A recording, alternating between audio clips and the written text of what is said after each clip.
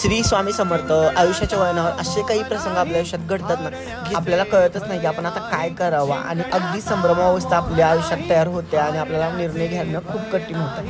आणि त्याचमुळे आपण एक गोष्ट करायची म्हणजे कोणताही निर्णय घेताना ना पहिल्यांदा स्वामींना प्रश्न विचारायचा. स्वामींचं जर पॉझिटिव्ह उत्तर आलं तर आपण त्या गोष्टीत पुढे चालायचं नाही, नाहीतर 2 पावलं मागे राहिलेलं कधीही चांगलं. त्यामुळे कुठेतरी पश्चातापाची वेळ येत नाही आणि आपल्या आयुष्यात घडणाऱ्या वाईट गोष्टी घडत नाही. आणि त्याचमुळे मी प्रत्येक वेळी कोणताही निर्णय घेताना स्वामींना पहिल्यांदा विचारतो. कारण कसं असतं ना, आपण त्यांच्यावरती एखादा निर्णय सोपवला आणि त्यांनी त्याचं उत्तर दिलं की आपल्याला कोणतं टेन्शन राहत नाही की बाबा माझं पुढं काय होईल. आता त्यांनी आपल्याला उत्तर दिलं ना तर ते सगळं चांगलंच करतील या विश्वासावर आपण राहतो. तर आज आपल्याला 2 ताईंनी प्रश्न विचारायला सांगितले होते आणि ते प्रश्न आज आपण स्वामींसमोर सादर केले आणि त्यांची उत्तरं सुद्धा मिळवली. आता तुम्ही पण स्वामींना प्रश्न विचारता का?